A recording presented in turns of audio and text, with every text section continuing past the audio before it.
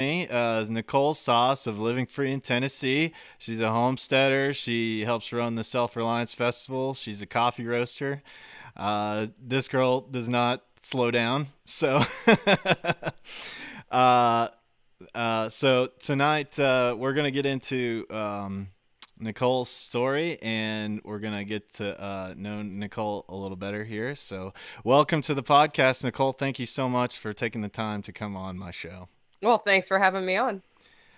Well, so what I typically like to ask people when they first come on. So, why are you so into talking about homesteading? Like, what brought you to this point? What got you to that point of wanting to start a homestead and get your podcast and all this stuff going where you're at right now?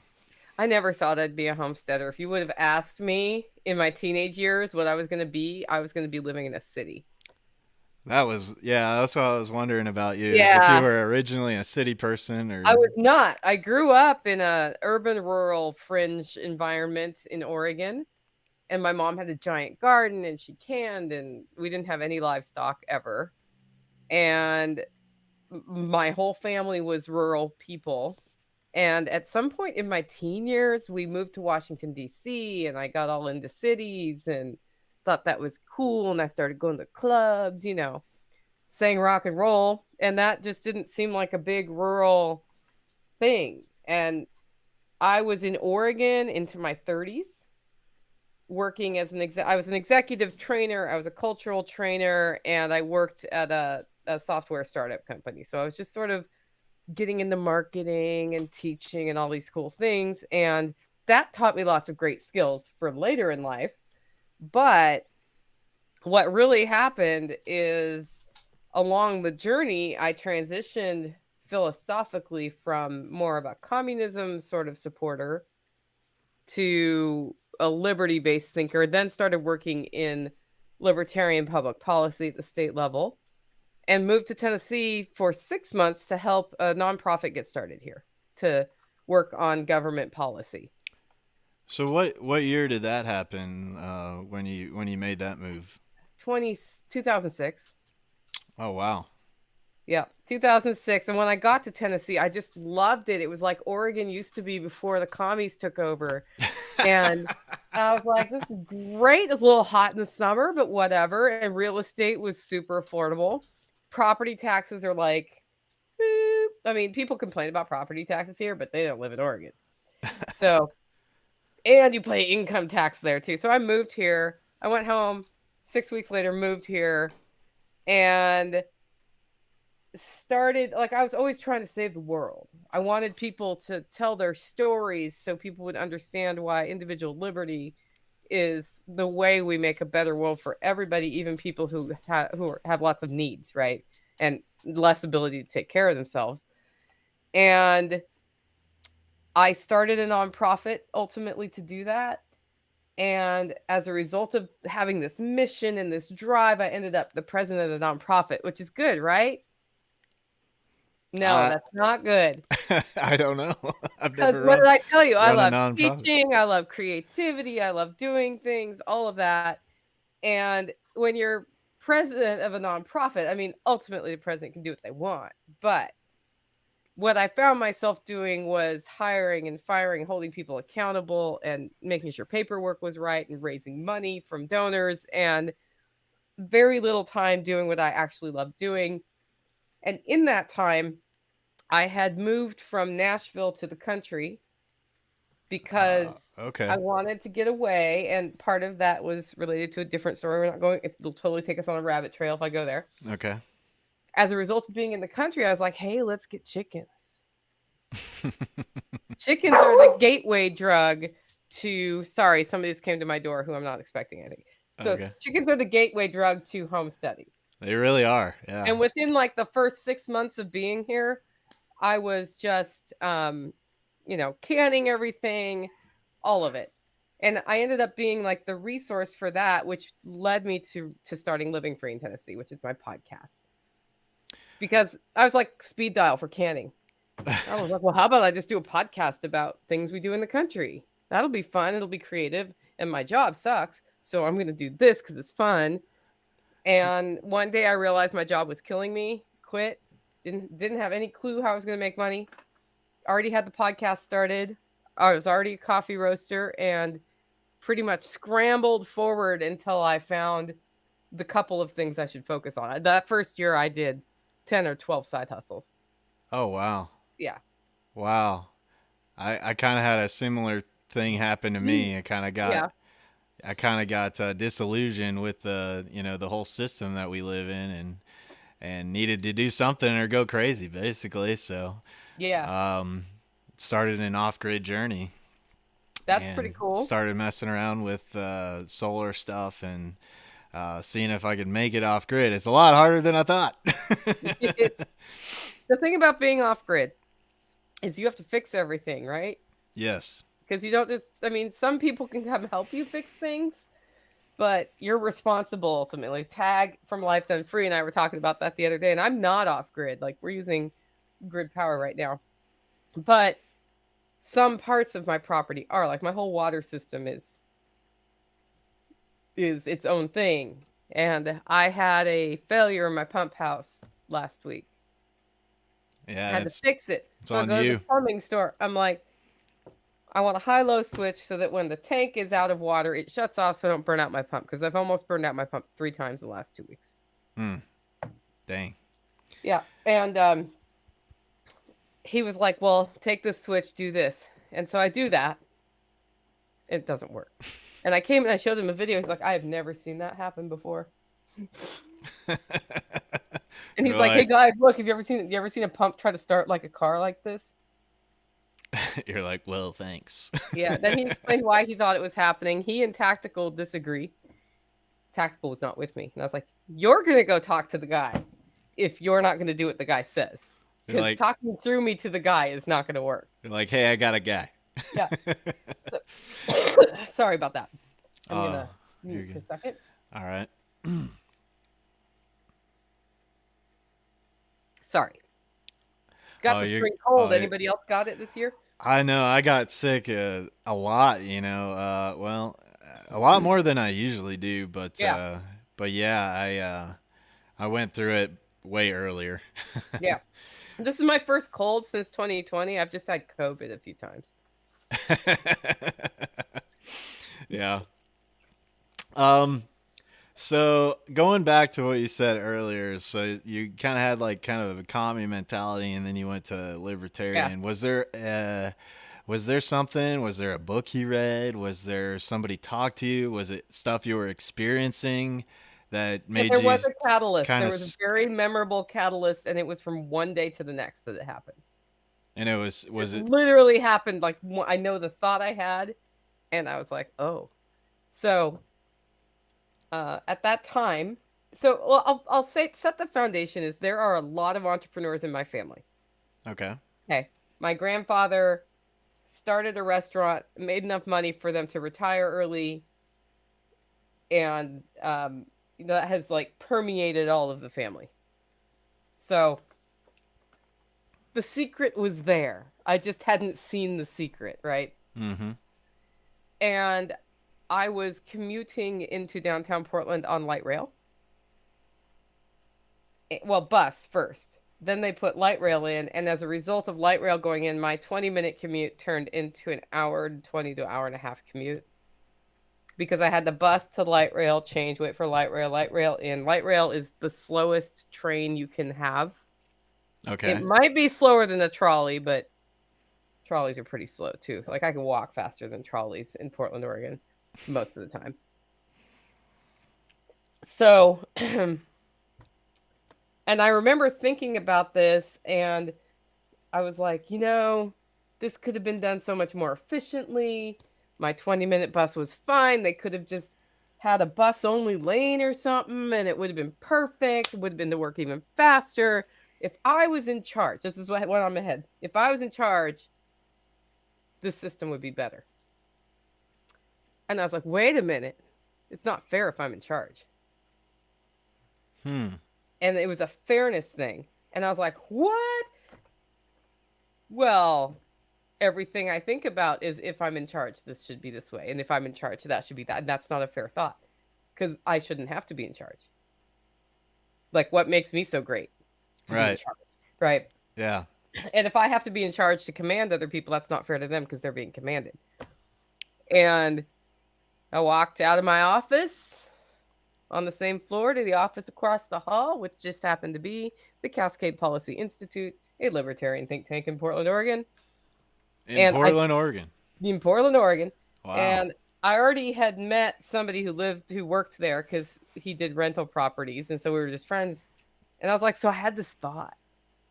And I told him my thought. And he's like, yeah, let me talk to you about the non-aggression principle, And so it was just like I had this highly intellectual, liberty-based dude who ended up being my best friend. We're friends to this day. Wow. Where I could ask all of the questions that you ask when you realize that the system that you thought was going to work isn't going to work. Wow. And like, okay, now read this book or that paper. And so that's actually I ended up working at Cascade Policy Institute and then going into the wider movement from there. So that it was literally just that it's not fair thought. And I wish more people would realize that about government regulation. It's just not fair. So I have to ask you this. I think maybe we've all gone through our libertarian phase where we were super into the Libertarian Party and try to see if we can make something happen with that. So, and shouting at everyone saying, "Hey, I've got liberty, man! Come check out I this found Joe Liberty. come get your liberty over here, man! Come on!" Born again libertarian. Yeah. So did you go through that like shouting liberty from the rooftops kind of phase? I did not ever get behind the Libertarian Party per se. Like I would vote for libertarian candidates, but I wasn't ever I'm going to go door to door for county commissioner or whatever. Yeah. But I did, of course, get up in people's face at my job. They knew the fastest way to get me off on a tangent, on a rant, was to talk about how light rail was the best way to move people around. And I would go off on all of the other transit options that would be better. Yeah, it's funny you mention that because and specifically Portland, because there was a guy I think that was in from the Cato Institute or something. It was a book that I read. Is a guy named Randall O'Toole, and he I know called him. it the best laid plans, and he talked Yeah. about the whole issue with Yeah. centralized planning of cities and stuff, and how you could do it way better with the free market. How's So. that going for you, Portland? I remember reading in one part of the book that they set up all this public transportation with the trains like you're talking about, and nobody used it. And there were the places that nobody wanted to go, and then wild animals started to get on the trains. I mean, there are people on the trains, but it's the ridership numbers were very disappointing, and they were able to get ridership up when they established the fare free zone, so it was free in one part of the city. Then more Oh, people rode it. But I could tell you as just personal testimony, light rail was implemented. I got in my car and started driving to and from work from a suburb of Portland in Portland because an hour and a half times 2 is 3 hours of my day in the transit system, and it was still 25 minutes most of the time unless there was an accident in the car. yeah, okay. So that means I spend an hour on my commute maybe, and I get 2 hours back that I could make money with. And the money I made with those 2 hours, and I took a second contracting gig, paid for my parking pass in downtown Portland. Okay. And for me, that was better. And, the skills I learned side hustling there are probably skills that serve me to this day. So, Wow. Wow. So, so yeah, that's kind of the thing. What your friends, you said that he gave you some books to read. Do you remember any of like that was really well, I key? read The Road to Serfdom by F.A. Hayek. Mm-hmm. I never finished any Ayn Rand book except for Anthem. So I Okay. read Anthem, and I think I read it because it was in the public domain, and I was just like, oh, there's this random book in the public domain. I'll read it. And it's like, have you read that one? I have Short. I It's have super not. short. I started Atlas Shrugged, and I know people are going to be pissed at me for saying this. I think Ayn Rand is too wordy. It goes on to, and so I was like, I'm kind of bored, and I never finished it. And somebody told me it's better as an audiobook, so I haven't tried that. Yeah. But I think I get the point. It's one of those things. It's like, and I've worked with some people who are, philosophers, deep into objectivism, and they put a lot of time and thought into essays they write, and I think that's cool for them. For me, I feel like when I functionally understand something, um, I don't need to keep poking the what ifs so much for me when I've internalized something. And that pisses philosophers off Yeah. because, I mean, I am curious. I will read things, Mm-hmm. but, like I read Mein Kampf because I was like, I kind of want to see where Hitler was coming from on that whole thing. Yeah. And apparently he just really didn't like communists. Um, but so I've read a lot of like books like that where I want to understand where it's coming from to challenge my embracing of what ended up being anarchism in my life. I mean, I was I did the whole thing, I'm a libertarian. Yeah. Six Crap, months. I'm an anarchist. 6 months. There it is. And now, yeah. So, um, and the non-aggression principle and all that. So, I don't know. I read things that challenge that to see is there something missing here because it is kind of interesting to read the critiques Yeah. of stuff. Um, but I don't. I mean, at this point in my life, I don't spend a lot of time reading those kinds of books. At this Yeah. hot minute, I'm a lot more likely to want to understand how to properly tar and char a fence post like Tactical does, so that it won't rot in the ground. And I'm a lot more keenly interested in how plants and animals work. Yeah, we talked about that a little bit before we started the podcast. So this is that you started the Self Reliance Festival, and I was saying how great that is because at a lot of these freedom conferences, you'll learn a lot about like the stuff that's going to be done to you, or maybe some remedy with legal type things from what I experienced.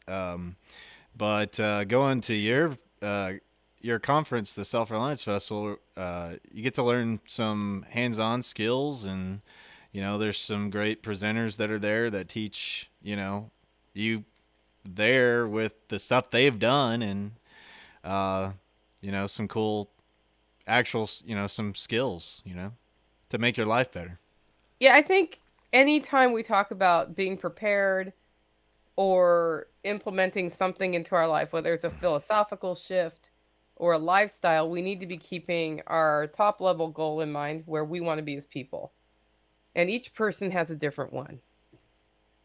And each family has a different one, right? And that's totally cool. That's why our world is interesting. And so when I've seen a lot of conferences around liberty topics come up, it's always like how to get around this law, which is cool, Yeah. but not a lot of how do you as a person just declare independence Mm-hmm. no matter what happens. And I don't mean become a sovereign citizen and all of that. If that's how you do that, fine. But I just mean mentally, even if you are in a 6 foot by 6 foot cell because you're a hostage, how can you choose to be free in your mind? Yes. Because when your mind is free, then all the rest of it matters not. Some people take that to violent extremes and get all up in people's faces, and that's not what I mean. But it's something I realized when I looked at all the the loophole conferences I go to. Loopholes are great, but they close loopholes. And so if we focus all our time on learning the loophole, we don't learn the skills we need to find the loophole, or the skills we need to not be noticed. If we don't find the loophole, you can just fill in whatever that means for you, right? Right. So, and there are things they have just not figured out how to control. Yeah. You know, I guess they could come onto my homestead and shut me down and confiscate my 12 ducks and burn my crops. And in wartime, things like that do happen. But the more you're able to build your own sustainability, and people think that word is evil, but it's actually a pretty cool word when you think about what it really means. But sustainability, both, for me, that means Yeah. off the land. That means growing food, but also financially, if you're responsible for your own income, Mm-hmm.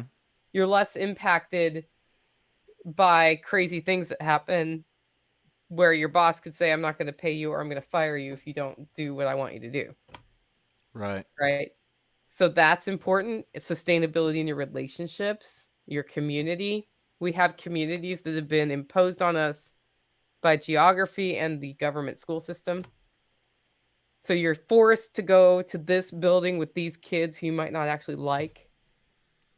I hear you on that. You are forced to interact with other parents you may not like if your kids are in the government schools. Like all of that can be opted out of Right. without saying, I'm not going to do a gesture on your channel, but different finger to Yeah. the people, I'm leaving. It's like you're just not there anymore. It's kind of like what Uber did to taxis, right? We Right. figured out how to link people directly, and taxis freaked out because they had the whole system locked down as a monopoly, Right. basically. And they got unmonopolized, and that was it. It was like by the time that horse was out of the gate, Exactly. done. Yeah, I mean, I've noticed this in my own path is that, for a long time I was trying to yell at people on Facebook and social media saying like you guys are wrong, look at all this stuff that's going on to you guys, you're getting played by the system here. Yeah. But then, it was just like I'm spending a lot of time doing this and not actually doing stuff, you know? Yeah. So, Yeah, um, screaming on the internet does not equal convincing anybody of anything or does not make your life better.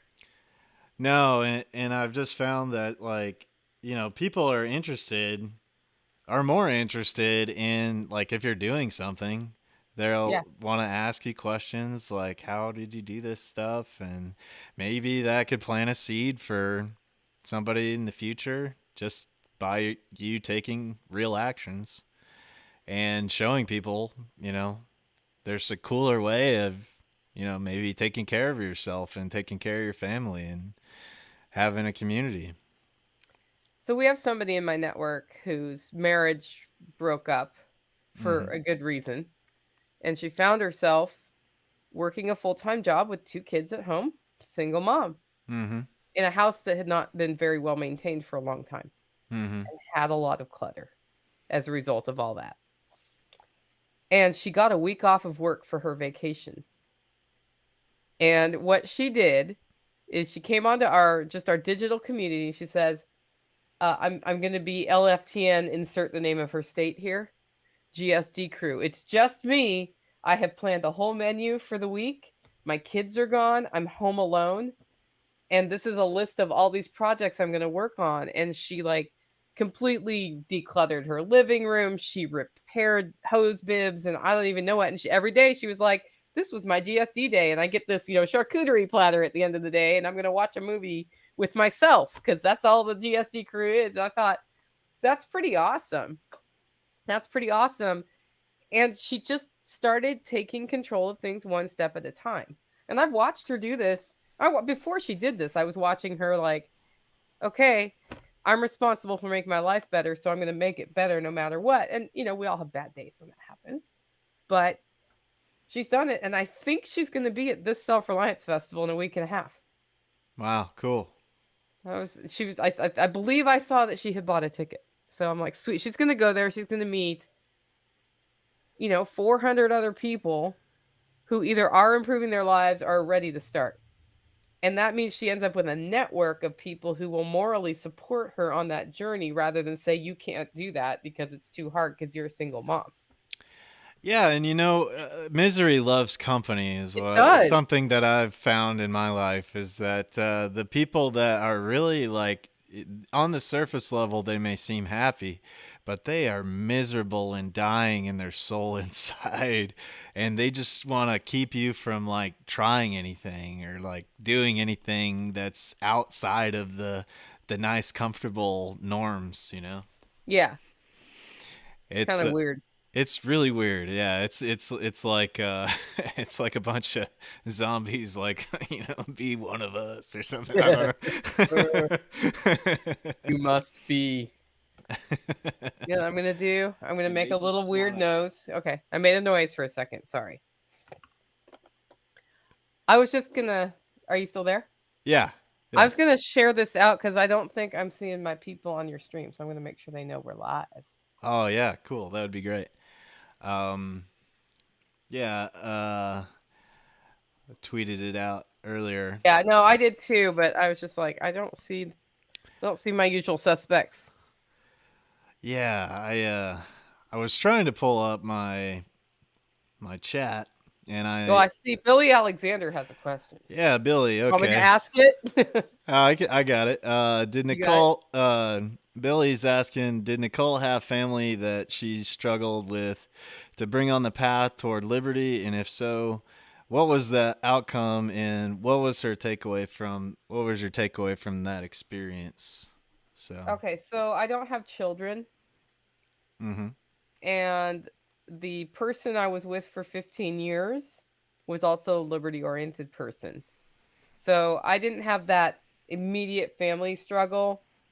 Um, my my biological family, like mom, dad, sister, nieces, all of them, most of them were not liberty oriented, and some of them still are not liberty oriented. But here's the thing, the culture in our family is that the choice to embrace liberty is a choice. So, to some extent, they are liberty oriented. If we're going to argue about how we solve the healthcare, in air quotes, crisis, mm-hmm, I'm going to disagree vehemently with my brother in law. And we've had long arguments about it, cheers each other at the end, and gone on having a bourbon around the fire. So, that's the environment I'm in. I don't have people telling me, nobody in my family has ever told me, no, don't go start a homestead. That looks crazy. What they've said is, why do you want to live like that? And then I explain why. And then they go, oh, because it's my choice. And it's my life, not their life. And then they support me in the decision. So I feel like I'm really lucky in the family department as far as that goes. I have never felt driven to make my family into preppers or liberty people. I have watched, however, through exposure to what I'm doing, as family members slowly say, wait a minute, maybe this is a good idea. Like my sister is in California and they had wildfires near her and the power went out. mm-hmm. And she made it through. She's like, the power went out for like 3 days. And we were fine, but it got me to thinking, what would happen if city water stopped running? I said, well, funny you should ask that. What alternative water sources do you already have? Which she has one. And is there a way you could store water in case water goes out for 2 or 3 days? And what would you do if the wildfires got so close you had to get out? Do you know where you'd drive to? Mm-hmm. And then I walked away. And just planted the seed, basically. Just plant the seed. And, likewise, my mom was less liberty oriented than she is now. She's not as liberty oriented as I am. Mama Sauce Mama Sauce is that comes to the she is SRF and instrumental in is. SRF. She is liberty oriented, but she's not as far there as I am. I Yeah. gotcha. Yeah, and Okay. that's fine. Same thing. She wasn't really there when we started, and as she's worked for me for over a decade now. She's just been around it a lot and she's seen things that make sense. Yeah. So, I think it's harder when you're in a relationship with somebody who's a spouse or a child, um, to make that transition. But the other thing is, I've heard a lot of people get divorces they because of the can, changing. But if you learn to respect each other's difference of opinion on something and mutually support each other, it doesn't matter. I have seen people left and right, freedom, not freedom, be together and establish that respect, and it works. It's when one spouse feels like the other one has to do everything exactly as they do it that I think you start running into problems, or one spouse disrespects the other spouse as being crazy, Yeah. which, that's a huge bummer when that happens because I think families and strong families are so important. Yeah. They're so important. I wish I had managed to do that in my life. I didn't. I have Yeah. a strong holler neighborhood, but Yeah, speaking of the community that you got around you, how did that get started? Does everybody just kind of live around each other, or I know intentional community is kind of a difficult thing. I've looked into that myself, and like, but then you start getting into all these things like who's got what, and like how are you gonna make it equitable for everybody that's involved, and how do you separate off the land, and are they going to rent the land, like how's it going to work? There's a lot of questions that come into starting some kind of like intentional community thing. So how did you approach that? I had no intention of having an unintentional intentional community, as I call it. And I don't mean an unintentional, like somebody saw me give a presentation on that and they're like, we're so glad that you didn't say unintentional community and leave it there because that's apparently some buzzword in the intentional community world. And what happened is people started listening to my podcast and we started developing into a community. And there were standards in the community, like we're doers, not takers.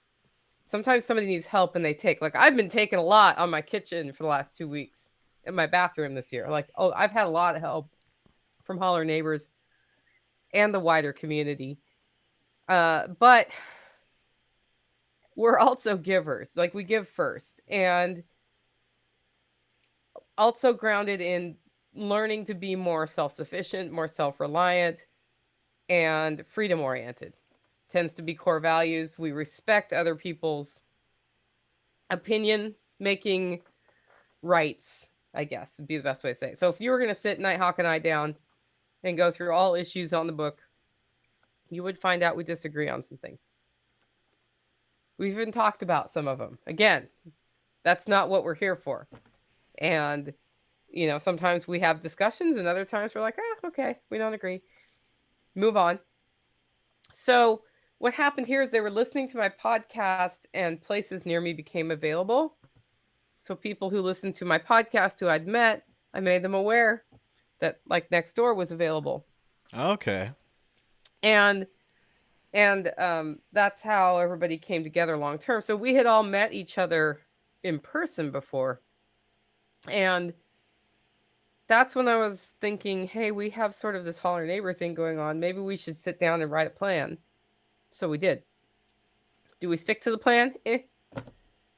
We've Yeah. tried different things, so there's no rule book that we follow and this is it. It's been like, this is sort of our shared vision. This is the general thing about how we think boundaries work here. People who own things, and people who rent things have dominion over what they're renting. So like the Eversoles who live down the road now, Yeah. if they want to blast loud music in their house, it's none of my business. Mm-hmm. Right? Technically, Tactical and I own that house. We're renting to them, but it's none of our business. Mm-hmm. And that's the way it should be. That helps when it comes to some of these things that piss people off that are none of their business. Yeah. If somebody wants to not take a bath for 3 weeks and smell like a pig, it's really none of my business unless I'm the one who smells like the pig and I don't like it. So, not that that's a big thing here, but, sometimes we don't smell so good on the homestead. That's just the way that is. Yeah. Yeah. Yeah. When you're getting out and getting after it a lot. Yeah. Yeah. So we then, when we do communal projects, we talk about them. And in fact, I need to have a meeting about the chickens that are arriving. We're doing our poultry processing class in June, Okay. and um, 50 baby chicks arrive here like Tuesday after Self Reliance Festival.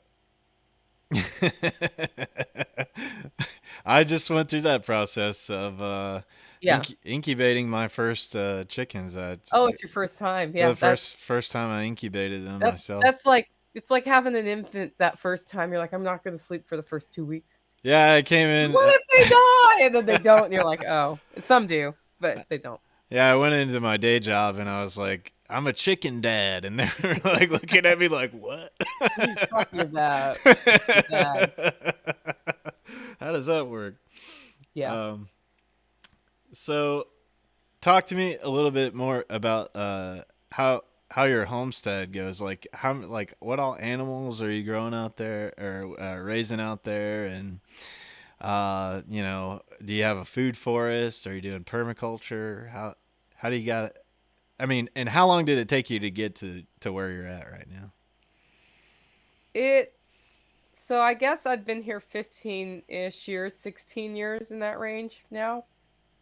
And when I moved here, I had a garden the first year and chickens. And I Okay. didn't know what a homestead was, but I knew who Joel Salatin was.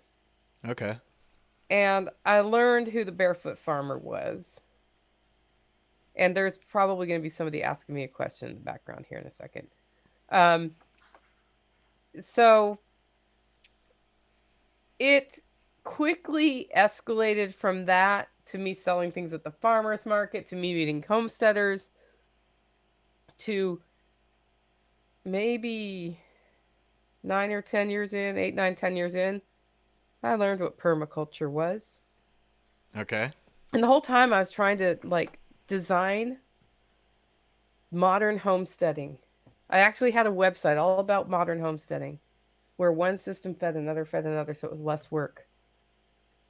You And were I was learning about wild edible plants. And I was like, heck, they just grow out there on my land and I've been like cutting them down as weeds. Just grow where you are, man. Grow where mm-hmm. you are. So then I learned what permaculture was. And Toby Hemingway was very influential in the Portland area. So I understand why I was already trying to invent permaculture, which had already been invented. Yeah. But then when I discovered what it was, I looked around. I was like, crap, I did everything wrong. Now what? And it was a lot of work. And Nick Ferguson came out, and he's really good. He didn't judge me. He just came here and he was like, I think you should do this. And one of the things he really wanted me to do was get sheep, but I refused to get sheep Okay. because I was still hard-headed then. Mm-hmm. I'm still hard-headed now. But I did what he said one step at a time and implemented a permaculture plan here that meets my goals, which is to do events. And so most of my focus was getting the event space ready. So I've been doing an annual workshop here and a poultry workshop here every year we're going on year 6 now. Oh wow. And it started with a rented tent and Jack Spirko speaking. And we Oh wow. installed an aquaponics system. Mm-hmm. And I think my dad was at that meeting. yeah, I think your dad posted that one. And then every year since then, I have great speakers every year. We try to do a build every year. And the event space gets a little bit better. So at this point, I have a 30 by 50 foot covered area right out there, out that window that you can't see. Oh, nice. And so it can rain, it can wind, it can do whatever it needs to do. At base camp, which is just a short walk away, there's a 1,600 square foot basement that's heated and cooled. Oh wow. So because in Tennessee, you know how the weather is, right? Yeah, it's Super like predictable. Like I had one event where it was cold and rainy below and 30 degrees on day sunny. 1, hot on day 2, rainy on day 3. Yeah. Like, we got 3 seasons in one weekend. Yeah. So you gotta, I try to have a strategy to keep people, we're mostly outside for these events, but get them access to heat and cooling if it's one or the other extreme. Mm-hmm. And we put in composting outhouses here, which are great. And all of that happened, and then I had a water problem where the water was going under my house, had to move a hillside as a result of that. So lots of work went in, and Oh wow. finally, we're sitting back. Nick's Can like, can breathe a little bit. I think the food forest goes there. And I said, I think you're right. I originally thought it would go over there, but now that we've moved the entire mountain, I think you're right. The food forest goes there. So we had a food forest installation workshop in October, and it's my first spring watching this thing come to life. Like, we put it in, Oh, it got cool. cold, everything went to sticks. Yeah. And then over the winter, we had like a super cold winter in Tennessee. So I killed another 20 rosemary plants. The funny, if you listen to my podcast, you will hear me talk about how I kill rosemary plants like every year. But the rosemary plant died again, and I keep trying. 16 years later, I do not have a living rosemary plant that has managed to overwinter here yet. Mm-hmm. I Wow. had one start coming back one spring, and then it was like, this mid-April, we will drop to 16 degrees. Screw me. Done. The rosemary plant was like, I don't like you, and I don't like this state, and it died. Oh, jeez. Yeah. Yeah, yeah. We've experimented with a lot of different stuff on our homestead too, and talking on my podcast. I tell people to, you know, don't try to do everything all at once. Try to take bites at a time because it is. I mean, it's a Yeah. monumental task to Yeah. try to grow a great portion of your own food. Yeah. Um, can you say like you grow a certain percentage of your own food now, or um, Okay. that The only meat you're still working on a No, lot of no, that? no. The only meat I eat that I don't grow, I buy from a farm. And that's that we get a whole cow that I split with another family every year. So I buy half a cow, Okay. and then I eat chickens that we raise. I eat turkeys that we raise, although if I have a turkey next year I'll buy it from a farm because I'll just have one. I eat lamb that we raise, and I eat venison that is shot here. Wow. And I guess when I have fish I buy that now too because nobody's fishing. Yeah. Um so like that part is pretty locked down, and all of my sources are either local or here. Wow. Vegetable wise, I would say 50% is grown here and 50% I'm buying in surplus from farmers nearby Oh, in cool. season. And I'm trying to think, like, okay, so this year the only vegetables I bought at the store, I bought the occasional head of cabbage out of season because I like cabbage. And I know, I was like, whoa, she bought cabbage. Had to step into the grocery store for the Crazy cabbage. talk. And then onions, because I usually don't grow onions. I usually buy them from the farmers. And they didn't have any this year. So I've been buying onions on the regular for cooking. Okay. I Wow. planted 160 onions a week ago. Wow. Now, do you mainly focus on certain crops when you're growing food? So I grow so I don't eat carbs anymore, really. So that makes it easier to replace my food. I grow sweet potatoes, so that's a carb. I do grow potatoes, and I'll go through like maybe that many potatoes a year. Okay, so that's like a quarter bushel. Okay. And then I plant lettuces and greens and herbs, a whole bunch of those sorts of things every year. Radishes, I always end up with like, oh, these radishes are good, and then, oh, I'm so sick of radishes. Like that whole cycle happens. Mm. Green beans, tomatoes, peppers, and I always try the brassica family, so the broccoli and all of that, and I rarely succeed. This year Mm. I had broccoli freeze dried for the winter because another farmer was really successful with it and it all got ripe at once, and he told me I could have it for super cheap. So Wow. I went and filled up the entire back of my Chevy Tahoe with broccoli plants, and I freeze dried it. Oh wow. So you have your own freeze dryer? Uh-huh. Oh wow. That makes sense in a community to have. So originally I was like, well, anybody can use it, but pretty much I'm the only one who uses it. Rarely does somebody else use it, but they do. But Yeah. when you have a community of families, you can totally do that, and it's more affordable that way if you defray the costs. Yeah. Um, yeah. Yeah, I wanted to ask you about that because I think you guys do something where you guys have like a tool list or something where you kind of share certain tools or something like that. There is a Um, tool list for the GSD crew where we know who has like a hammer drill or something. And or like Brian has an auger, which is really helpful when we need to put a bunch of trees in or fence posts. So I don't know who maintains that list. I don't maintain that list. I think Brian Young might be the one who does. Somebody else might in the GSD crew statewide.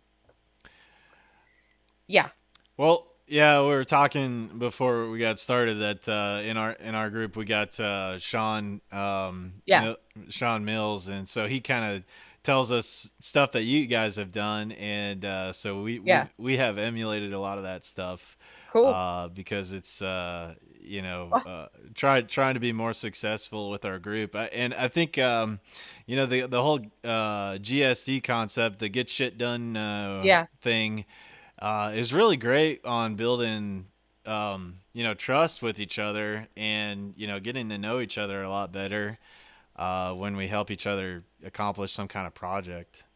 yeah. So um so does y'all's group connect up with some of the other groups that are around your area, or how are you guys kind of, is it just the holler neighbor kind of group No, that's got that so going on? I would say the Tennessee, we call ourselves the Tennessee Get Shit Done crew. Mm-hmm. And we do two kinds of things. We do sort of more open GSD events where if somebody hears this and they're like, I want to be part of that, you'll come to one of those. Those are more likely to be at my house because I'm not worried about psychos coming to my house because I have a really awesome next door neighbor who is a disgruntled, angry redneck. And you just don't want to sneak on the property without the redneck knowing you're coming on. We'll just put it that way. So, anyway, that's not why. I mean, people know where I'm a public person. People know where I live. If it became a problem, I would have to take steps. And it wouldn't, the step isn't never let anybody on the property. So those happen. And then some people who are a little bit less public get to know people at these, and then they'll invite maybe a subset to their house for a project. That's how Mm-hmm. that tends to work. But we haven't done as many big public GSDs in the last couple of years, in part because I usually put those on, and I have not had the energy to with Self Reliance Festival. As it turns out, takes a lot of work, Yeah. and so I've been a little tired, um, and just not ready to do more events because I feel like I'm doing a lot of events right now. But I think I'll do some open houses here. So that's the Tennessee GSD crew, and we're all over the state, and some people come from other states for these. Yeah. So, like when I hear you have a GSD crew, I'm like, oh, heck, next time we have an open event, we should just let your GSD crew know. If they want to come out, they can. Yeah. The other network we operate in is called the LFTN Freedom Cell Network. Okay. And its intention is to get people aware that freedom cells exist, mostly focused in sort of the Tennessee state area. And then when somebody says, "Oh, I'm in Knoxville," we're like, "Oh, there's a freedom cell in Knoxville. We're introducing you to those people." Or I'm in Chattanooga or wherever. Yeah. So that's sort of what we're trying to do is connect all these groups as much as possible. That's a great idea because I've been trying to think about how the whole idea of the freedom cells is that we can create our kind of hubs of our little groups and be able to figure out how we can like trade with each other and do stuff like that so that we can kind of get outside of the system. So I think we were able to meet at the SRF was kind of a Yeah. good rally point for our Alabama group to kind of regionally meet, and from there Yeah. we've done more events together. Like we did a mushroom inoculation workshop Oh, recently fun. Yeah. with some of the crew that was further down south. So yeah, these events really help out. So let me ask, how did the Self Reliance Festival come about, And had you done any events before that, or So I've what done does it. it take to run an What event does like it that? take to run an event? A lot. I've done, so I did events like in the corporate world on and off. So I had some idea of what events looked like big events. Um, so there, I come in with that context, and I say that because people watched me start the Self Reliance Festival, and it grew really fast for a couple of reasons. A big one is I had spent 20 years of my career on and off doing events, so I kind of knew how that part worked. Mama Sauce is an event powerhouse, Oh, okay. and she's worked with me on it the whole time. John Willis can get people excited about some stuff, right? Yeah. And he was very gracious to just open his place. So I was already doing, I do the Living Free in Tennessee Spring Workshop, which is a lot like Jack Spirko's Survival Podcast Workshop, only I run it. So it's, Mm-hmm.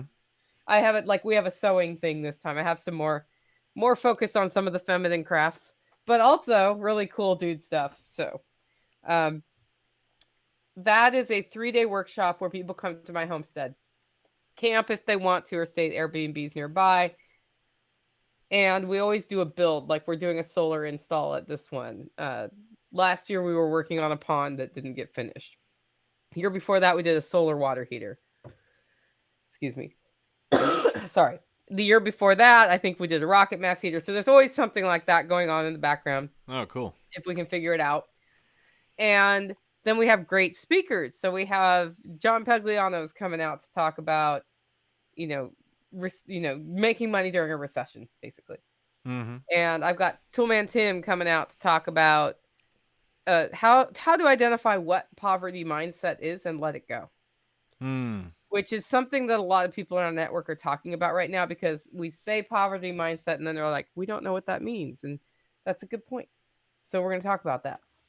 And at the same time, we'll do practical things like sewing. I'm going to do food preservation.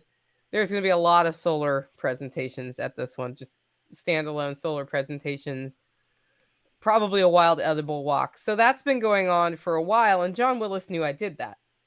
Okay. And he and I became closer when he reached out to me about coffee, and I started doing his coffee for SOE.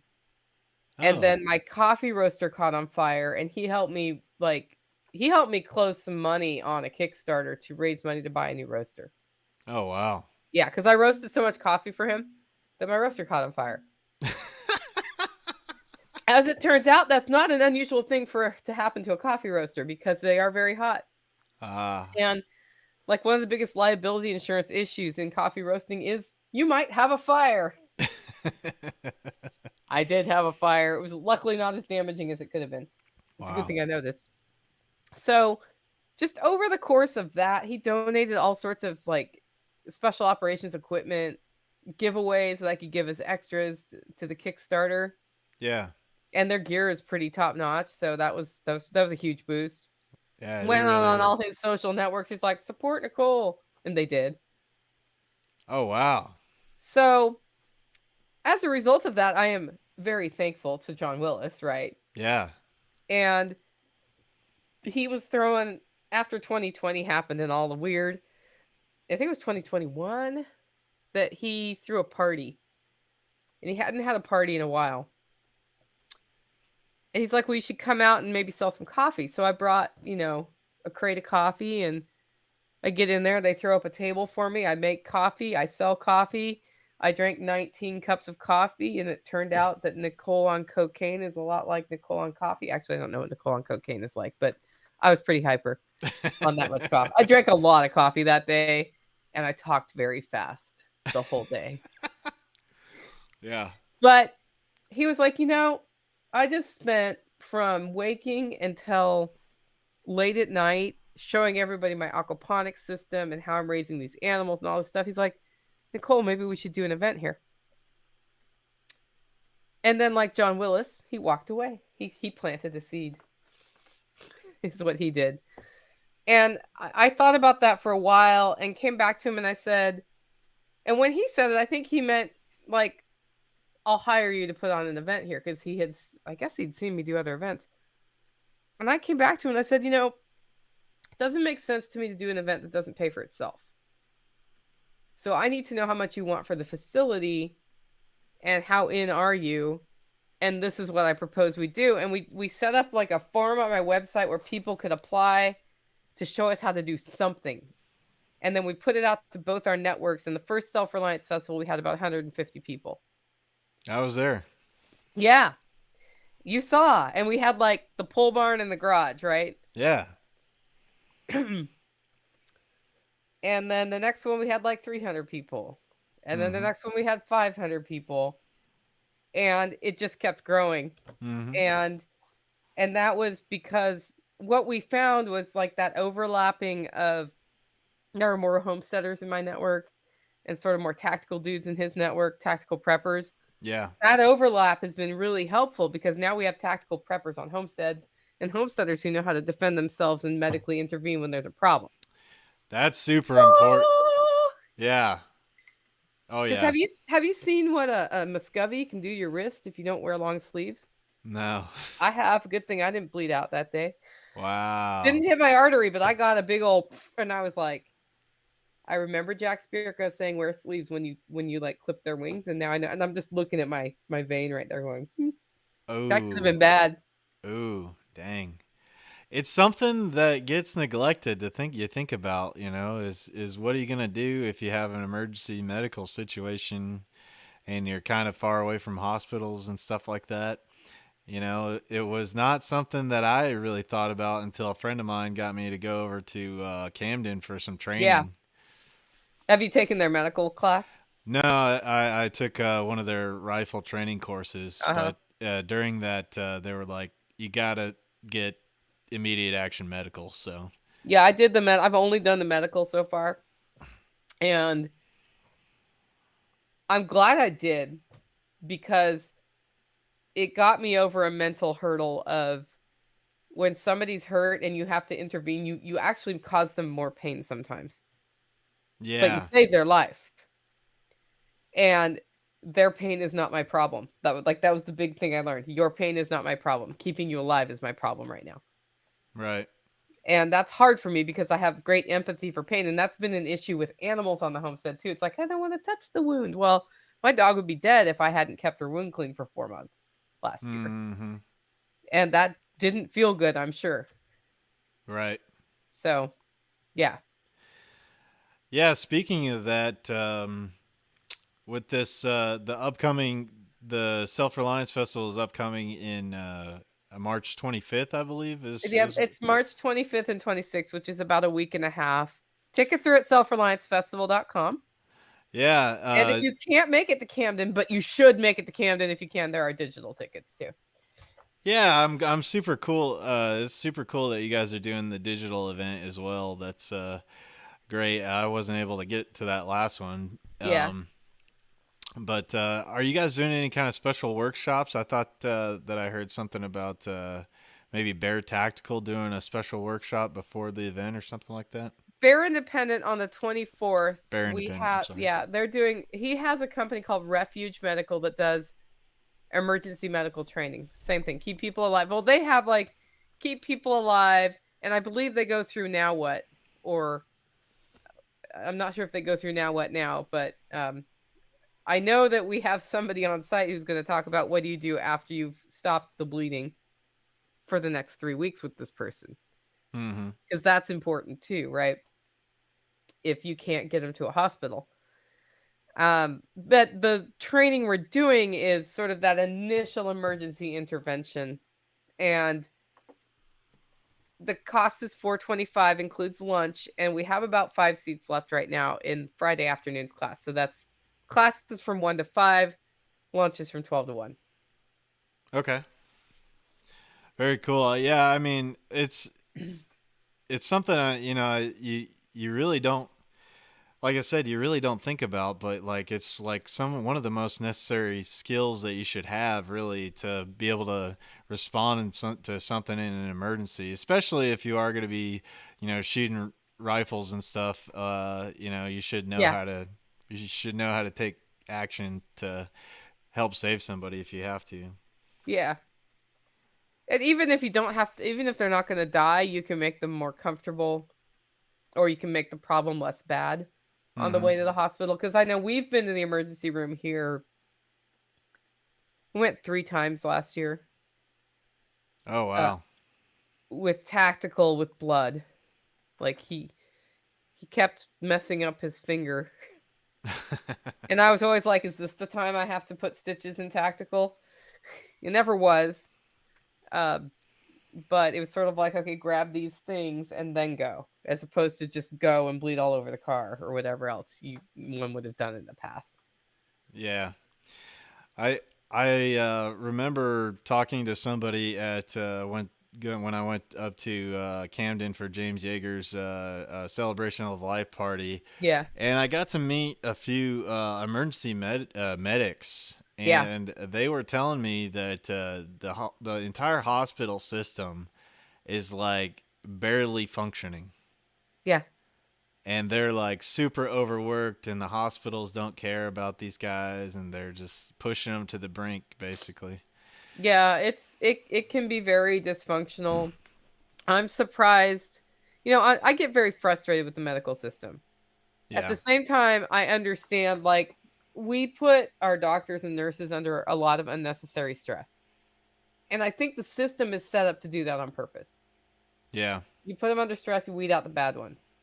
Hmm. The problem is we have, people on shifts who've been working for days straight, Yeah. making Yeah. decisions about our health, and that just does not seem like a good idea. Yeah. You would want somebody with a really clear mind, and Yeah, I'd like my freshly rested nurse, please. yeah, I can't remember what podcast I was listening to, but it was somebody in the medical field that they were saying that sometimes, they'll leave surgical equipment in your body after a Yeah. surgery and stuff like that. And it's just because these guys are so overworked and everything. Um, so I wanted to get into a little bit about you mentioned your coffee roasting business. Why do you like coffee so much? Because it's delicious. Yeah. That's it. I started drinking coffee in Portland, Oregon. Stereotypical, I know. And I went to Europe for a while, and they had pretty good coffee there. And came back to Portland, and there's just all these great craft roasters there. Then I moved to Tennessee, and I like arrived to this coffee roaster desert. And I think it's because it's hotter here. And so the last thing on your mind on a 95 hot humid day in Nashville, Tennessee is, what I want right now? I want Nice. a mocha, nice hot mocha. That doesn't, I mean, it probably happens now, but I've always been somebody who drinks hot beverages on hot days. I'm a weirdo. When I moved here, there were some craft roasters. I didn't really find them. And I kept, whenever I go home to Oregon to visit, I would come back with a suitcase of coffee. And then one day I ran out of coffee. And I went to Walmart, and you know what they had? Starbucks. So I bought Starbucks. Do you know what Starbucks tastes like? Ass. Ah. It tastes like ass. Because I was like, well, this sucks. And so I started researching roasting, and I started roasting. And the more I roasted coffee, the more I loved coffee. Hmm. And the more I learned about it, the more it's like one of those things, you think you know a lot about coffee, and then you get into the coffee business and you realize how much you don't know about coffee. And then the more you learn about coffee, the more you realize you really don't know about coffee, but Yeah. it's fascinating to me. Okay. So I just really like how it tastes. I remember one time in my life where I was having some heart issues, and he said that the heart doctor said, stop having caffeine. And I was like, oh, okay. So I went off caffeine for a month. How did you And do on that? I did fine. It didn't stop the heart problem. Came back, and I'm like, it didn't start the heart problem. He's like, I want to put you on statins. And I was like, Mm. how about I give alcohol up for a month and we'll see. That was the same month I quit my job and started just doing the podcast. So Ah, okay. made that change, and the heart problem stopped. Also stopped drinking wine, and the heart problem stopped. I was super relieved that I didn't have to give up coffee. Oh wow. So Wow. I still drink alcohol, but I don't drink like I used to. But I think the stress of the job was more to do with the issue than anything, and alcohol was exacerbating it. Red wine in particular. So Hmm.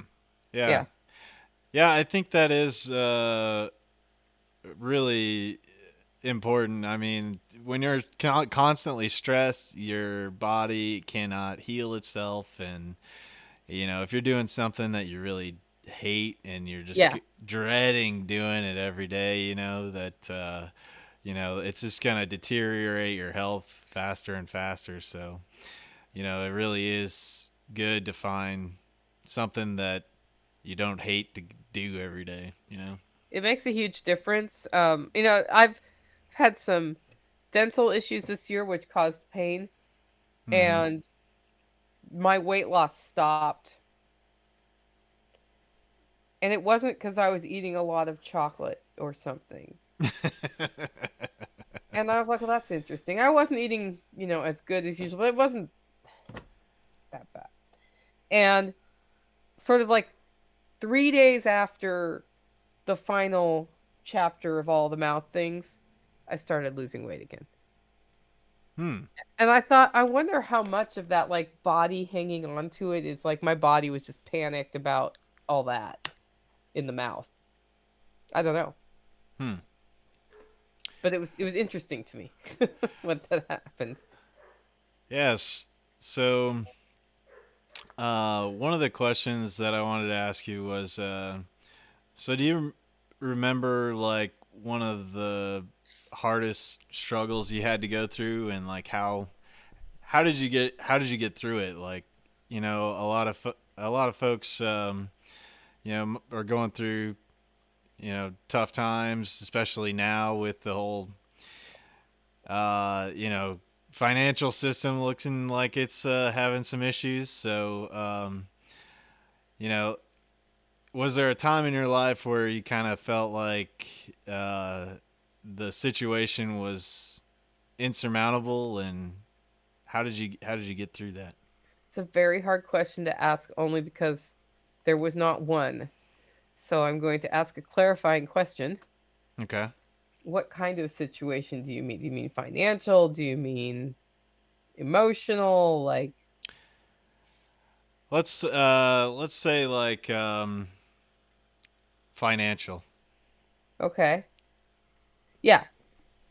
I've had more than one time in my life that my finances have been a mess because I did not develop financial literacy despite my father trying to get me to develop it and develop it. So I did typical thing, some student debt.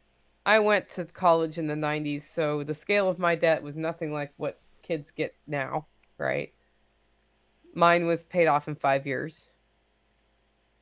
Um but I developed a habit in college, late college, of instant gratification with the credit card. Hmm. And so at some point, and I was on Jack's show about this a little bit because when I became a 5 year overnight success, a big thing I've been doing is paying off debt as part of that. Before I even listened to Jack's show, though, I realized, crap, I have a lot of debt. I think I didn't even know what I had. I just knew that I was constantly juggling bills, and if anything went wrong, I was not going to make one. So the Hmm. good news is nothing went wrong at that point.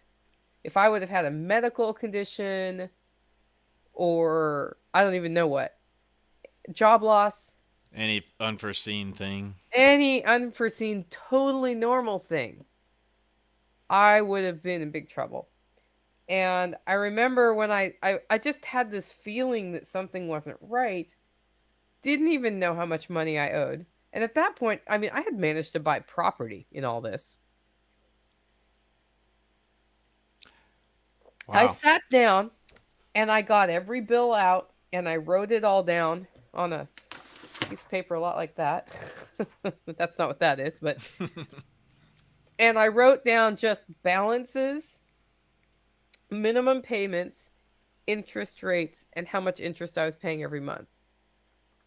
And I ended up at the end of that, separate from mortgages, I had 40-ish thousand dollars in consumer debt. Mm-hmm. And I think, trying to remember how much I was paying a month in, I was paying more than a third, but less than 50% of my monthly income in interest To serve it. only. Oh, wow. Only interest. And I cried Yeah. because I was like, well, this isn't good. And I'm glad I did it. But that was, I think a lot of times we end up in a situation financially like that because we're in denial about what's going on. We're using instant gratification to, or the credit card to make ourselves feel better. And then we feel worse because we spent even more money. And then we use the card, you get into the cycle and you don't really know what's going on. And the worst thing you can do is look that little demon right in the face because it's going to look right back at you. It's going to look a lot like you. And so anybody who ever comes to me is like, what do? I do say, I'm like, just, you need to write it all down. It'll be hard. You might cry. It's okay. Once you write it down, you can choose where to start. And you can't choose where to start until you write it all down. Hmm. And continuing to be in denial just digs the hole deeper and deeper and deeper to where you end up getting Social Security that gets garnished to pay debt in your old age, and then you can't work. And you don't want to be there. So, your dreams of being a multimillionaire, you may or may not reach those dreams. But what you don't have to be is completely destitute if you will just write it all down. Um, and then from there, I took lots of steps to pay it off. I started by stopping the bleeding, making significant changes in my life, but I also learned how to properly play the rolling credit card game. Hmm. Do you know what that is? No. So this is not for beginners, but you get all these offers for 0%, right? Yeah. And it's a 3% transfer fee. If you have a 21% debt, Right. you can roll it, you pay 3%, which is, out of, you're paying 21% a year. So it's not like, so that 3% is like, whatever, uh, little, like 2.5 months of interest Okay. on that 21%. So you roll it over and then you'll have it there for 18 months and you just pay it down. So what happens is Oh, at you a different keep interest rate. paying at you keep paying what you were paying there on this one and it's paying principal down. The risk of this game, and why it's more of an advanced skill is once that one's at zero. Doesn't it start to do like an adjustable or something? No, once the one no once no, the right. If you go over zero, it goes back up really high if you Yeah, don't get yeah. it paid off in that period of time. The one you just paid off, you can now use it to buy shit. Oh, true. That's why they send you those. So, the only way to successfully play this game, and you have to really trust yourself not to buy things with that other card or pay for an emergency medical situation with that other card, you got to get rid of that other card. Yeah. Or freeze it or whatever. I had a drawer. It's actually this drawer right here. I would just throw it in this drawer and forget it existed and close the drawer. That worked for me. That does not work for everybody. Um, Hmm. but in that way, I paid off a lot very quickly. And Wow. I paid off debt at a time where my income went from, $80,000 to about $20,000 Whoa. Wow. from one year to the next. Wow. But I live in the country in a $75,000 house, so my mortgage is, pretty Yeah. low. Yeah. Well, if somebody is in this situation now, I talk to people that are in the cities, and I try to say, if you can get out of the city, you should try to for a place to reduce your expenses.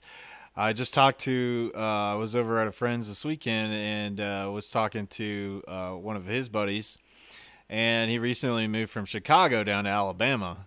and the living expenses, in comparison is crazy. He could let his wife stay at home and That's awesome.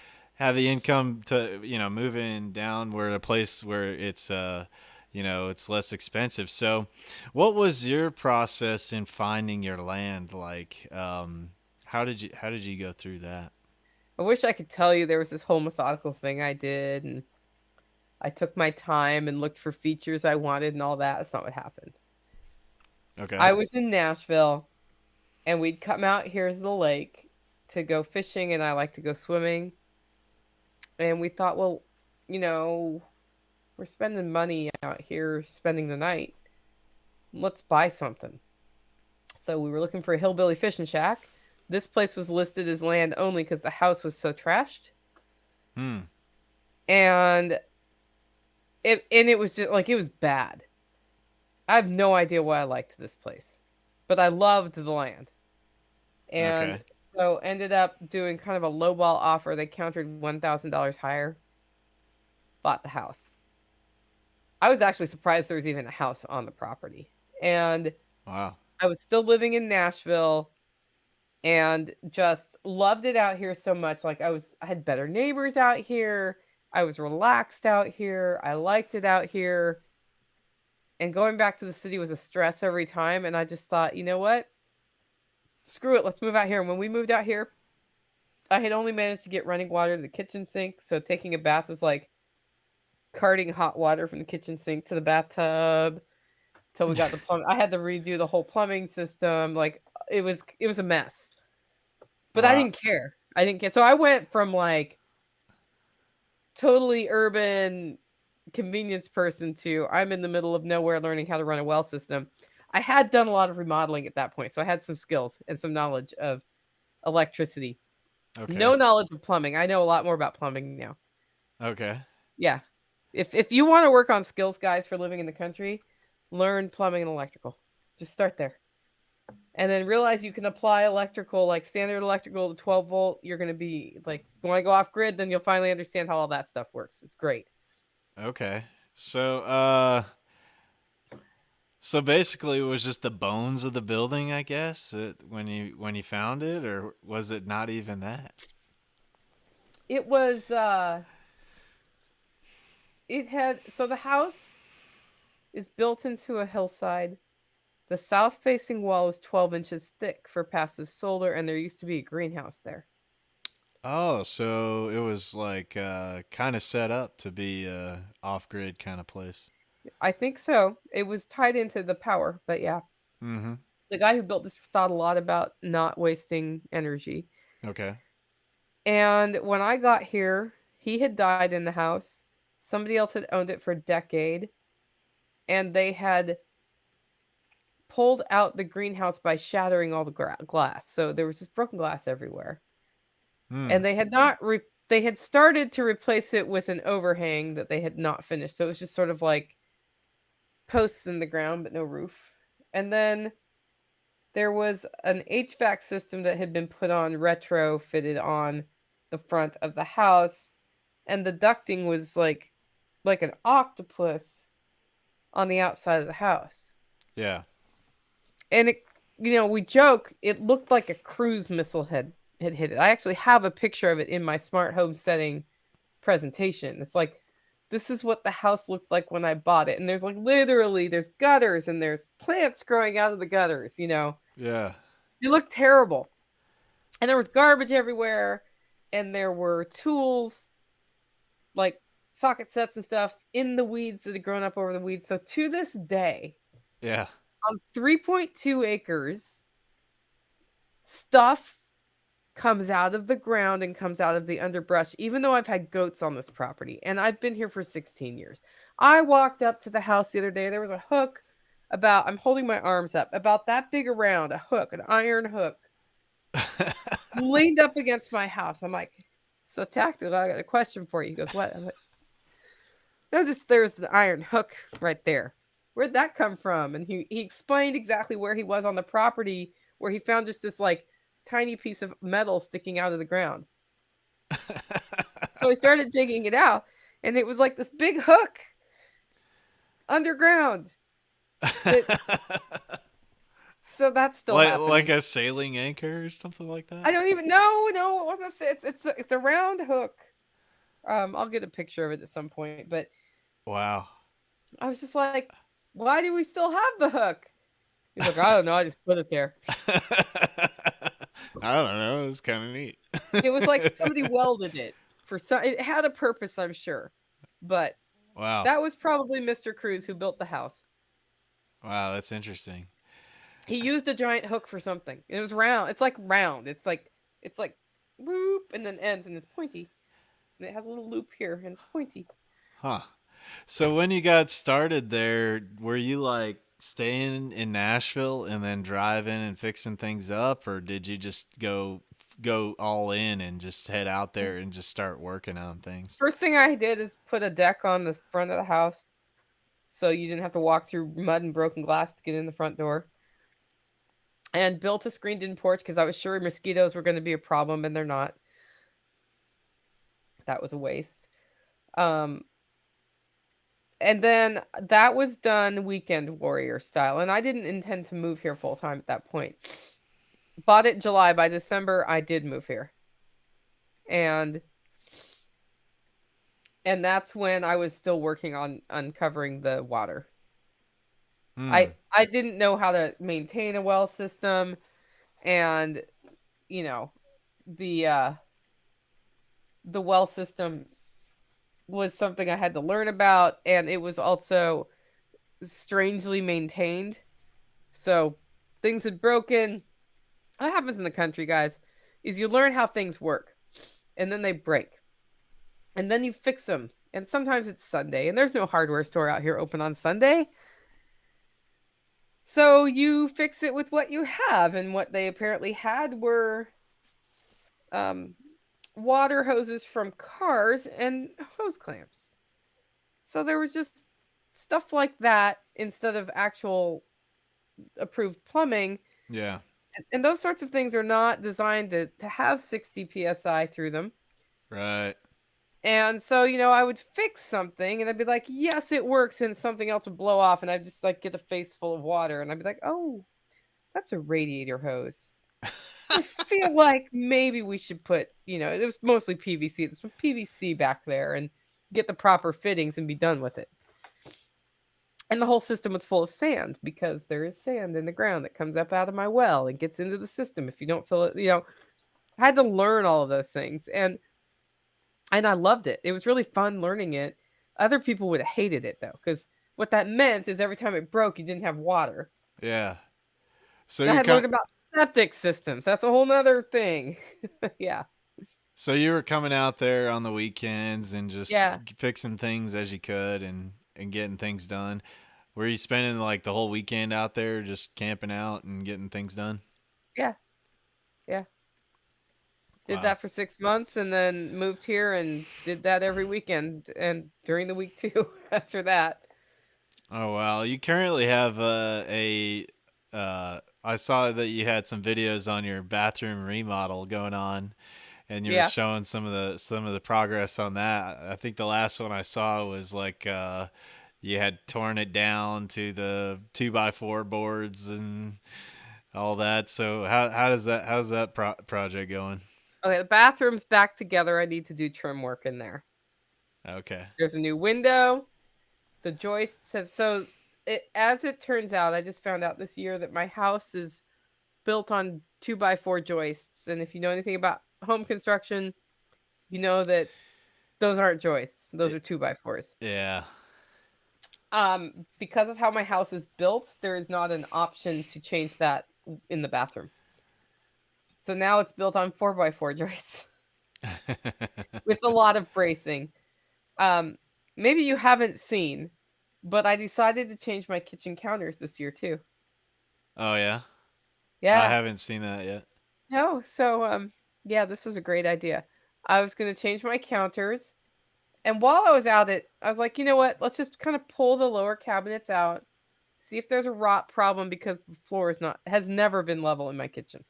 Oh. So, you know why it wasn't level? because my joists are 2x4s and 2x4s aren't joists. Ah, But the okay. good news there was enough clearance to put 2x6s in, Okay. and we had Ken Esch come out and deal with the structural issue. And I ended up, my house is built out of cinder blocks, Yeah. and So is I've everything seen sitting them on? now. So we were gutted to the dirt and to the cinder blocks in the in a third of my house, So everything's just sitting on some cinder just gone. blocks. In the middle of my living room are boxes of things that used to be in my kitchen, Oh my gosh. and everybody in the network has pretty much helped me on this at this point. I have paid for help. I've had people volunteer to help. Um, so new joists done. All of the drains have been rerun because the drains were going uphill at the very end. Yeah. Which I don't know if you know this about drains and shit. You don't want to have that It does going up. not flow uphill. No. Just throwing that one out there. Yeah, you want. So that's been fixed, and it's today. Today I have in my kitchen space subfloor and a framed wall, and drywall is hung on that wall. Mudding and Nice. taping is not done. And while it was open, we ran. We had Matt out, who's an electrician in the network, and we ran circuits to the kitchen because I do these events. Right. And so here's what happens at an event at the Holler Homestead. Nicole, where can I run the extension cord from so I can run 2 roasting ovens at the same time? What's on a different circuit, right? That's gone now. Ah. So it's like circuit, circuit, circuit. Okay, you guys are good. So And my mud room, where the laundry room is, also ripped down to the soil, and the drains are also redone. And while I was there, I ripped out this little bathroom I had just redone 3 years ago, which was just a toilet and a sink. And we plumbed it to add a shower that will have a bench, that because I have a clawfoot tub in my bathroom. mm-hmm. So if I have mobility problems, I can just walk into the shower for a shower. Yeah. And so, there's the tub and then there's a shower. That'll be really cool. But that is like, it's just going to have the subfloor in Mm-hmm. there with the laundry room working again. And then it's all in the kitchen till the kitchen's done. But the kitchen also is not going to be finished all the way just from a bud. So this is my debt mindset, right? I'm not going into debt over this project, Right. which means I'm going to have painted floors. Instead of cabinets, I'm going to have restaurant work tables that I got from Websteront, Oh, okay. and a temporary bar where the sink is going to be made out of plywood and 2x4s, holding the sink up and stained, because I want really awesome cabinets. Yeah. And if I just buy like the cheap stuff at Lowe's, it falls apart in about 3 years, Right. right? And it'll still cost me over $1,000 to get that. So I was like, okay, we'll just do it this way. I've got everything I need. Countertops, I can put things in bins underneath that. It'll be fine, and I can save up the money to pay the person I want to use real wood to make real wood cabinets so that they do not rot. Because those like press board things are terrible. Oh yeah. Yeah, those things fall apart and So the get bathroom was chipped. supposed to be easy, wasn't easy. And then the kitchen was supposed to be easy, wasn't easy. And as a result of this, my next plan is to get into the living room, but not till I've saved up money, because that's not going to be easy either. We're going to have to replace all the joists in that too. Oh my goodness. So Dang. that'll be like a year or two down the road. We'll do that. Yeah. You find that like when don't just reach for the credit card to you want to like pay it off or whatever, you get a little bit more creative on how you're like sourcing materials and Yeah. different things like that. Yeah, so I'm sourcing countertops. My countertops ultimately will be fairly thick cut wood from a guy in our network who mills wood. Mm-hmm. And I reached out to him. I don't know how much I'm paying for those yet, but he'll tell me when he's done. Mm-hmm. And he was like, "Oh, I guess I better get working on that." Then no, because I'm gonna have stainless steel work tables until I can build the cabinet, so I don't need the counters yet. So that was just a local sourcing thing. Somebody reached out to me when she saw I was doing drywall and told me she had 15 pieces of drywall I could have, and I was like, "That's great, because when I do the living room, I need those." Yeah. I already bought the drywall for this, but great. So some things I'm just gonna buy what I'm gonna buy. Like Mm-hmm. the subfloor, I bought the most moisture resistant thing I could buy Mm-hmm. at the hardware store I go to. And I wasn't gonna mess around with creative subfloor Mm-hmm. because I already have like the soil is right there. But other things I will get creative on. And you can do a lot with what you have. Like in my bathroom, we found this shelf in my workshop Okay. that looks like crap. And I'm gonna paint it white. It's gonna look great. I'm gonna put it in there. It's the perfect size. I was like online, like I could order shelves, we could make shelves. Tactical's like, what size do you need? And I told him, he's like, oh, I saw an old wooden shelf down there that's about that size. I was like, perfect, repurpose that. So as Nice. long as it doesn't smell bad, I'll do it. Yeah. So, with you and the podcast and the whole holler community, are you kind of the central point of the people like to get? They'll gather at your area, or do people like kind of go to different people's places, or how does it kind of? Are you kind of like the central point, or how does that This work? is built to be the central point, and I am a bit of an introvert, so I tend to prefer people to visit me versus going to visit other people. Okay. It's just part of my nature. I will go visit other people, but um, I get very uncomfortable doing that. Hmm. So I do it limited. And so just naturally, I'm always like, hey, I'll cook a bit. And I cook food. So, food always draws people in. That definitely is the way to do that. Yeah. Yeah. And people know they can just stop by here. Like, well, when we first started recording, somebody walked into my house. Yeah. Mm-hmm. I have no idea who it was. I know it wasn't Tactical. It might have been Nighthawk or it might have been Steve because, like, Steve has been popping down just to check out the progress on the walls because Oh, he okay. helped.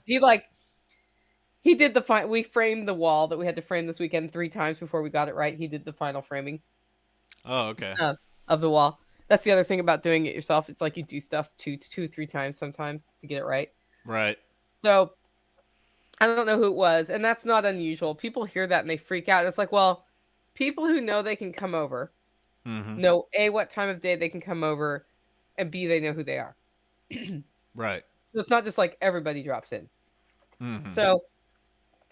So that happens, but since the Eversouls have moved in, Steve and Tracy are really gracious hosts and hostesses, and so we've started doing things over there too. Oh, okay. So like this weekend, they helped with the kitchen project, and then I was cooking shepherd's pie, and Tracy does this. She's like, "I'm cleaning my freezer out. That means, oh, there's gonna be a whole bunch of delicious this and that at my house, which is a great time to come visit them." And she was doing wings. And I was like, great. So do you want to do dinner together? And if that's the case, are we doing it at your house? Because we probably shouldn't do it at my house because it's all ripped up. And she's like, great idea, Nicole. So we went down there. Um, but Okay. and at Christmas, was it Christmas? Yeah, Christmas they had us over. That was really fun. So there's been a little bit of back and forth. Oh, okay. Um, Getting to the recent things that have been going on with people talking about having issues with their chickens laying eggs and everything like that. Has that affected you? And what did you? Have you done anything to solve that, or Um, has it affected you? mm-mm. My ducks did stop laying this year. My ducks stop laying every year, and we did change their feed to the Tractor Supply feed for a bag, but I don't usually use that feed. It might have been 2 bags. But our feed source that gives me the soy free feed in Tennessee stopped producing it. And Okay. so, like, thank God for Tractor Supply and having feed. So then we bought that feed. But for me to say it was the feed in December when my ducks aren't laying anyway, it's hard for me to commit to that. I have seen some compelling arguments that their feed has a selenium deficit, I think it was, and that it might be leading to that. So I'm not going to say it's not possible. Okay. I am going to say you shouldn't be feeding your poultry Tractor Supply feed if you can find another source. You Okay. should find a local quality source of feed for your poultry. So we had already moved back to another source, and they're laying eggs just fine. Okay. Like as normal as the days have gotten longer, they're laying eggs. Yeah, so some of the guys in our group, I guess they were wondering if I guess they had heard that you were getting it from somewhere in Alabama or something like that. No, I got it in Kentucky. I looked at a feed source in Alabama. I can't remember who it was because I want soy free. I'm more worried about soy free than organic because I'm allergic to soy. So I looked at a source in Alabama and couldn't feasibly get the feed here, and they were using fish protein instead of soy. And Okay. fish protein adds a flavor to the meat that I don't care for. Gives it So kind of a I fishy was flavor. trying, yeah, it gives it a fishy flavor. To me, I'm a super taster. I taste things other people don't taste. Hmm. Most people don't taste this. I taste this. So I have been looking for a source of feed that doesn't have the fish in it for long term. And I haven't found it yet. I found another, like Steve Eversole just showed me in Woodbury. There's a feed store that brings in that sort of a national soy free feed that I'll try. I tried coffee feed in Kentucky, KOFFI. It's Kentucky Organic Feeds something Inc. KOFFI. Excuse me. They do soy free. I've been trying not to cough in your mic for this whole interview. Oh, Um, oh, you're good. yeah, it's just this cold. Um, they don't put soy in, but they do use soy oil, and so uh, that's not my long term source. But I think it's better than Tractor Supply. So Huh. So, one of the guys that was at one of the past Self Reliance festivals, Billy Bond. I was really interested in what he had to talk about yeah. with his ways of sourcing feed for his chickens, Mm-hmm. which was going to local restaurants and figuring out a way that you can work with them to get some feed from them. So To uh, compost it. to compost it, yeah, Mm-hmm. that's the key. So yeah, I mean, it's you get talking about getting creative, it's finding Yeah. solutions, and If that's what you I love about you, Nicole, is that I mean, you're finding solutions, you're figuring out, you're talking to people about solutions, like, okay, there's all these problems going on in the world, but like, what can you do to take action to like figure it out, right? Like, how can well, I solve that problem? you cannot you cannot change what people in power do. All you can change is your reaction to it. And so if I let my reaction to the war in Ukraine or SVB going bankrupt or any of those things stop my personal progress or progress for our community, then I am letting them make me fail. Yeah. And and that may seem like overly simplistic and overly optimistic. Dude, I have failed so many times and I will fail again. But if I didn't try and failed, that was way worse than if I tried and failed. Good Because when you point. try Yeah. and fail, you're like, oh, yeah, that didn't work. Huh. Okay, I won't do it that way again. And when you don't try and fail, you don't know why you failed, except for that you didn't try. That So that that's why this that banking, that's I a had John Pugliano on that's a big today key. because I was Yeah. like, we have to have perspective about this and not freak out and put all of our wealth into a pile of silver in our basement. Like that's not is that pile of silver going to move you forward in 10 years? Because if not, figure out how you're moving forward in 10 years. And Billy Bond's tapping of waste streams to feed livestock is brilliant as long as there's a waste stream. There is so much food And there waste is in this so country. much food waste. It's crazy how much food we have. I when I was in college, I went to go. I worked at Disney World for a little while, and just worked as a janitor there, Mhm. and just seeing the amount of food that gets thrown away at Disney World, it could feed like tons of people over and over again. It's Yeah, incredible. yeah. So, We've talked about producing rabbit feed here, getting a pelletizer and making rabbit feed because that's another source of, like they can eat grass, but they need some vitamins. So oh, like just okay. learning how that works, or breeding rabbits to so that they only go to grass would be great, but we haven't gotten there yet, and we're still using outside feed. So it's like, okay, is there a way we can work with homesteaders in our area to get what we need to make the rabbit feed that we need? We'll see.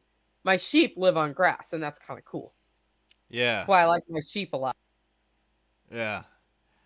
Yeah, rabbits. I didn't know that they couldn't just live on the grass. I guess you got to supplement them with some kind of minerals or something. They need to have pasture. So that's a bit of a misnomer on grass, right? When I say it, somebody was arguing with me. I was like, okay, they're eating fescue and clover and plantain, and I'm giving them leaves from the mulberry tree excuse me, tree.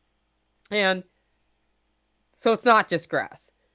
But figuring out how that works now while I still have feed to keep them healthy if I screw it up is super important. Okay. I've been thinking about raising rabbits, but I've never raised them before. But I've got buddies. My one of my family's friends, they have rabbits, but they just let them free range, and then they just grab a rabbit when they want one. I guess I don't Hey, know. that works. Yeah. So I guess it can't be that. It can't be too difficult. We cannot free range rabbits at my house because I have dogs. You know what my dogs like to eat? Rabbits, I Rabbits. guess. Yeah, they love rabbits. Yeah, that's what John Willis was talking about. He just raises the rabbits purely to feed his dogs, I guess, or Hmm. mostly, I guess. So, um, so yeah, I wanted to ask this question because I know I've experienced it myself, kind of going through, a lot of these things that we've been talking about. You know how you kind of figure out that the world is not as you thought, and maybe some more people are getting to that point in their life, and they're a little overwhelmed by everything that's going on. Um, did you ever experience that? Maybe you felt like you were totally alone, and you were like, "Am I the only one thinking this way?" Or, um, you know, uh, what? There's all this stuff going on in the world. Like, how do I navigate to the next step in my life, or the next little piece that I'm gonna work on? Well, when it became clear to me in 2020 that we were mimicking what happened in Germany before Hitler took over Mm-hmm. in propaganda, um, I I had some moments of, holy crap, it really is happening here. Because I had seen it coming, but I was like, is this the one? Is this the time that I should have left the country and I didn't, and now I'm stuck here with the terrible regime? And what I did, because I had a very dark moment then, Hmm. and I have this podcast and I have these listeners. It is not my job to freak them out, especially like I could see the pattern, but I can't promise you it's going to happen. And then if I get on my podcast and very irresponsibly say this is how bad it is, and people leave the country and then it doesn't happen, Yeah. that's not responsible. So I called a friend and I said, "Talk me off this cliff." "What cliff is it, Nicole?" And I explained what was going on. I'm like, "Do you see it?" And he's like, "Yeah, you got to make some decisions, Nicole. You have to decide who can come to the holler and who can't.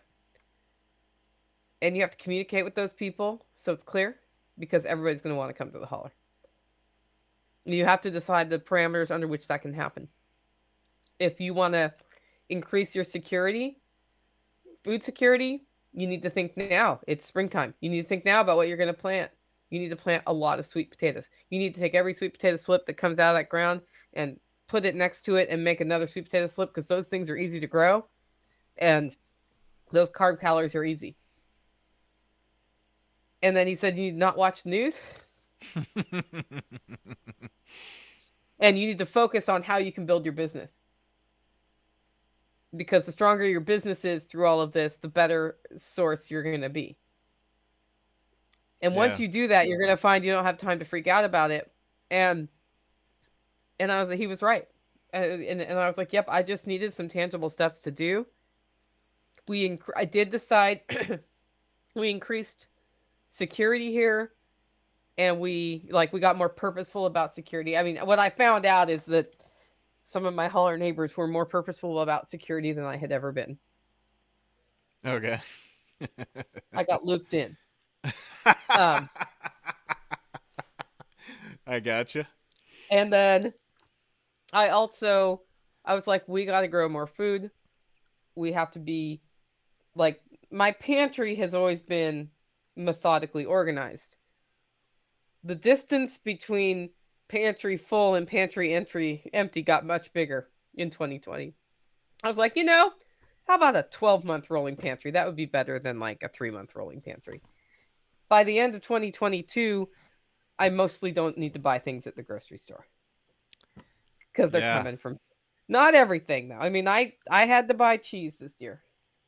That's one of my things. I want to get to where I don't have to buy cheese, but I really like cheese and I just haven't made enough cheese. I do too, yeah. And you gotta Yeah. have some space for a cow or a milking cow, but I Yeah, guess I'm you not could doing that. I guess you could do I guess you could do it with goats. hmm I actually get milk from a guy named what is it? It's Orchard Creamery. So I learned about them because I met this really cool freedom cat named Bradley, and his daughter runs the cow side. He runs the goat side, but they do raw milk, herd shares. So I have a herd share. Okay. That's how I get my milk. That means I don't have to milk a cow. Nice. Yeah. Yeah. So, um, yeah. So that is just, I don't know. It's weird because all that stuff is going on. So now when something happens, like the bank default, Yeah. That's what I was the gonna ask is first thing I think is, who can I call who knows more about this than I do? Because I already know what I'm finding on the internet is total bull. And I managed to dig into that far, like before the media filters really kicked in on that. I was able to read about what was going on yeah. for about 12 hours. And then all that stuff disappeared off the internet, which is disturbing. That's more disturbing to me than that bank defaulting. Yeah. Yeah. I mean they probably want to prevent some kind of bank run from happening. They want to prevent runs on banks. Well, guess what? They didn't. Yeah. Yep. Some people ran to some banks, and it's not the kind of run on bank that they have had, historically we hear about, right? Some Yeah. people have gone to some banks. The unfortunate thing is I need to go to the bank and take out a bunch of cash to give as change at Self Reliance Festival this week. So I'm going to look like I'm running on the bank. Not really. Yeah. I Yeah. need $500 in fives, please. And $300 in ones. That's what they're going to get from me. but like, but darn since you, but since timing. but Huh? since you did all that, in 2020, or do you feel Yeah. like you're in a better position now that you kind of I'm in a better position, but not impenetrable, right? Like, right? Yeah. there are still outside inputs that come in to make this place function. Yeah. Can we do without them? Sure. Will things be different? Yes. Well, Very. I think the great thing is the community aspect because, nobody can be a lone wolf, and that's something I've kind of learned is like I've always been, kind of an outsider type of guy and kind of wanted to do stuff on my own, but like once you start, really trying to get after some stuff, you realize like how many holes you have in your own Yeah. self-reliance. Yeah, that's part of what the Self Reliance Festival is intended to do is we Connect want to people. network people, we want to connect people, but the one of the things that happens there every time is there's a subset of people, maybe 20%, it could be as high as 20%, who come there because they're freaked out. Yeah. and they leave there less freaked out. And every person that we can make less freaked out and more empowered to go do one good thing for themselves is a success, because that is more people who are realizing they can take steps to take care of themselves, their families, their communities. They can develop relationships that are actually strong relationships and not just panic relationships. And all of that makes more people stronger, which makes our entire culture more resilient when things go wrong. Yeah. So, every additional 100 people we get there are 100 more people who are more resilient a year from now. And they've influenced another 100 people, and it builds. And that's why Self Reliance Festival, my homesteading workshop, there's the Midwest Preparedness Project. They have an event coming up in April. All of these things that are happening, John Bush's Exit and Build Land Summit. Every time people aren't afraid at the end of one of these things and they go do something, it's one less person who, if the ball drops, isn't like, I don't know what to do next. They know what to do next. Yeah. M- Things may not be easy. Like, I do think the economy is going through a recession and things are not going to be easy. Right. But that doesn't mean you have to roll over and die. Exactly. Right. Yeah. So, there were people during the Great Depression that pulled up their bootstrings and just said, I'm gonna figure out a way of making it and making something, and then came out of it like great on the other side. Hmm. So there is a lot of opportunity there, There is. to fill the gaps where the systems are failing, and if you can step in with some kind of value for other people, then there's a really good opportunity. And like I think I was listening to Jack's show the other day where he was basically just saying like just get it done, Just get it done. Find your tribe. That's the other thing. do Find your do tribe. something, just do something. Yeah. When you find your tribe, I have found my tribe, right? My tribe wasn't necessarily who I was born into, although they are part of my tribe. But my tribe's all around me in the Holler Neighbors. It's all around me in the LFTN network, and it's becoming the SRF world. When you have a tribe and one tribal person needs help, you have power. Yeah. But you have to be also willing to help. It can't just be you need it. Right. And you you know was it hard for you to like go out in the beginning and just be the kind of the leader? A lot of people, I think, are they're looking for a leader, right? And Right. looking for somebody to tell them the next thing to do. But I say, be your own leader. Like if there's not something in your area, start it. Was maybe a lot of people struggle with that.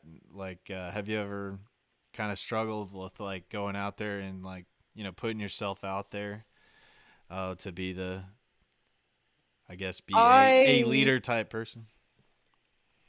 If I am a leader, I wish I wasn't.